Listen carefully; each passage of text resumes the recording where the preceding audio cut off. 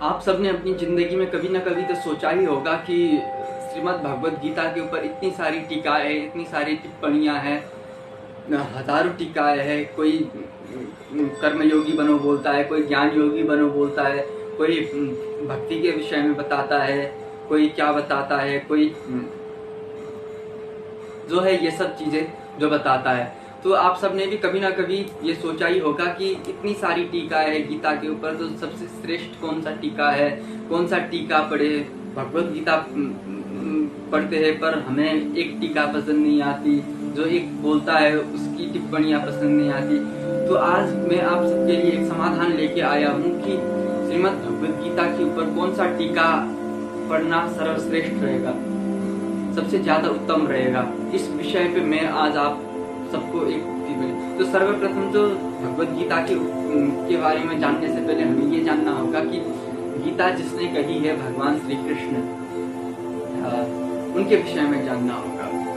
सर्वप्रथम तो भगवान श्री कृष्ण एक कुशल वक्ता थे। वो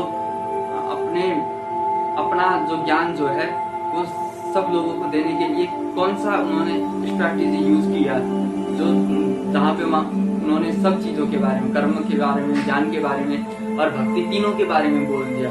तो जैसे शंकराचार्य जैसे व्यक्ति होंगे तो वो ज्ञान को ढूंढेंगे, रामानुजाचार्य जैसे व्यक्ति होंगे तो वो भक्ति को ढूंढेंगे, कोई और जो भौतिक संसार में लगा हुआ है वो कर्म योग के बारे में ढूंढेंगे। तो हर कोई अपने को ढूंढने का प्रयास करता है भगवद गीता में कि सर्वश्रेष्ठ उसके लिए सर्वश्रेष्ठ क्या है, उस चीज को ढूंढने का प्रयास करता है। तो अगर आप भक्ति में बहुत ज्यादा श्रद्धा रखते हैं, आस्था रखते हैं, तो आप गीता पढ़िए। किसका गीता पढ़िए जो भक्ति मूलक टीका है उसको पढ़िए। अथवा अगर आप ज्ञान में बहुत ज्यादा श्रद्धा रखते हैं तो ज्ञान मूलक टीका है।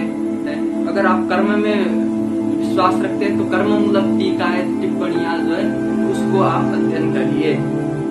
और अगर जैसे किंतु भक्ति में भी कई सारे टीकाएं हैं। एक मार्ग, एक संप्रदाय ये बताता है, दूसरा संप्रदाय कोई दूसरी बात बताता है, तो कौन सा पढ़े।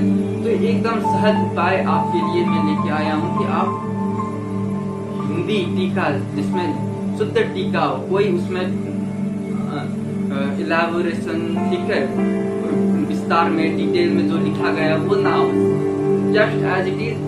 संस्कृत हिंदी, अगर आपको संस्कृत नहीं आती तो संस्कृत हिंदी अनुवाद, केवल अनुवाद आप पढ़िए और आप अपने आप को ढूंढने का प्रयत्न करिए उस गीता के अंदर कि आप कौन से कैटेगरी के इंसान है, भक्ति वाले हैं, ज्ञान वाले हैं या कर्म वाले। जो भी आप है उस गीता को आप पढ़िए। तो गीता पढ़ते पढ़ते धीरे धीरे एक दूसरा टीका आपके ही अंदर जन्म लेगा।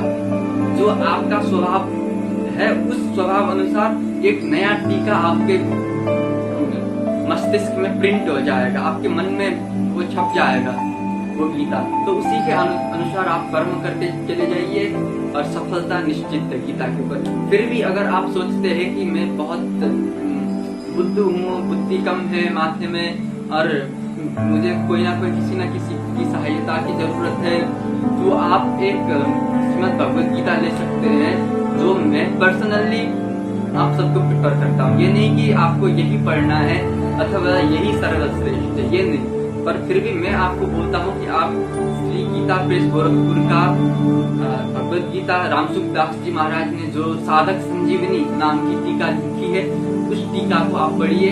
वो मेरे नजर में आप सबके लिए उत्तम टीका है। उत्तम, सर्वोत्तम नहीं कहूंगा क्योंकि सारी टीकाएं सर्वोत्तम है। उत्तम टीका मेरी नजर में आप सबके लिए उत्तम टीका है। बस इतनी सी बात है।